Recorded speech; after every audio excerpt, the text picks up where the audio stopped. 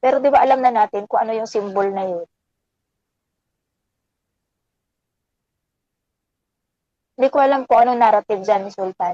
Pero basta may marka siyang nilagay kay Cain. Bali, ang natatandaan ko na sinabi dito ni Sultan, pinatingkad ni Aba yung kanyang pagiging reptilian. Kasi makikihalubilo siya doon sa mga Aha, corrupted na lahi ng first couple. Iyon ang ano, parang mhm. So nagkaroon ng pinatingkad ang oo, reptilian niya. pinatingkad yung pagiging reptilian. So, ibig sabihin nagkaroon siya ng mga kaliskis Kaya sa pala siya ang naging pinuno. Okay. Siya ang pinakamabangis na na hayop na kanilang na kilala. hmm. Kasi 'di ba nung time na yon, mga corrupted na nga, mga naging parang hayop na nga din ang ugali ng mga Mga unggoy, oo, mga lahi ng mga first ape. couple.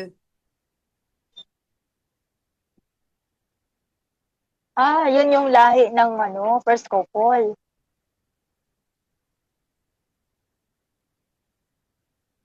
Nagiging ano sila, notorious? Paano ba? Kinakatakutan yung lahi nila dahil strong sila, tapos malalaki pa. Hindi lang ganun siguro sis kasi dahil nga na-corrupt na sila, parang ang mga naging cannibal na sila eh. Kumakain na sila ng kapwa nila. Pero sila yung inutusan ni Aba, di ba? Oo To nga, subdue the earth, to inutusan fill the sila na earth. magpakarami. Kaya lang, na-corrupt na nga sila. Corrupted na yung kanilang genetic, ano, Oo. nalahian na sila ng mga Nephilim at saka siguro yung mga hayop na rin. Mga mababangis na Oo. hayop. So, maari yan ang dahilan kung bakit sa Garden of Eden niya lang nilagay sila Adan at Oo. si Eva nung create niya Oo, di sila, ba? protector. Ilang Naipaliwanag, beses, pinaliwanag yan ni Sultan sa kanyang video. ilang O, di beses ba? na rin nagbaha para ma-reset ang mga creation niya. Di ba?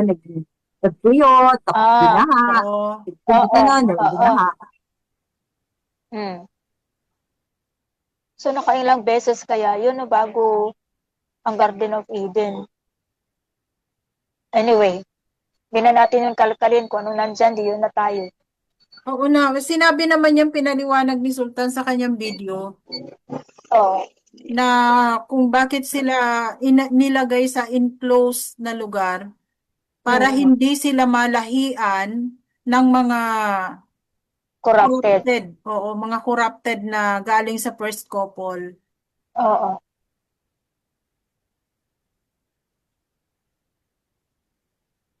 Tapos Okay. nilagyan pa ng guard, Oo, gwardiya. Oo. nilagyan ng ano, ng guard, ano, angel Bantay guard. kaso lang.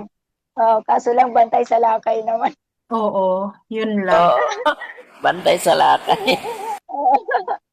Paano kasi ang inilagay doon yung anak ni Lucifer, ay anak ni Satanas, si Lucifer eh. Kasi Oo. walang kapintasan nung siya ay inilagay doon. Inggit yan, no? Oo, Inggit. pero dahil nga nainggit siya sa second couple na pinapabura ni Aba, na kung 'di ba pinamahala din sa kanila yung mga ano, yung lupain, yung mga hayop, Oo. sila ang nagbigay ng pangalan, tapos sila yung mangangalaga doon sa halamanan. So, ibig sabihin walang gagawin yung gwardiya, kundi panuorin lang sila na nag-i-enjoy doon sa kanilang trabaho. Kaya Pinipilit. nainggit yung ano, yung gwardiya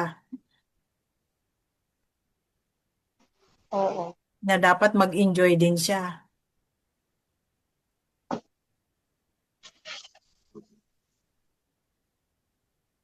Ano, ay alahay. Kaya yung ano dito, 'di ba, yung tanda, ayan oh. Pagkatapos naglagay ng tanda ang alahayam kay Baka Cain. Baka habang nagbabantay yung gwardiya, nanginginain doon sa puno ng kaalaman. Kaya,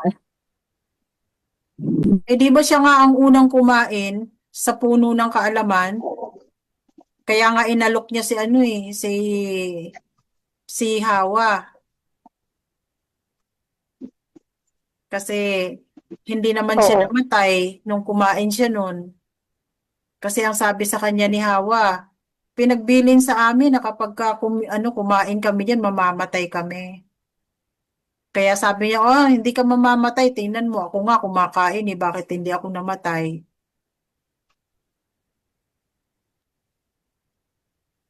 Wala talaga.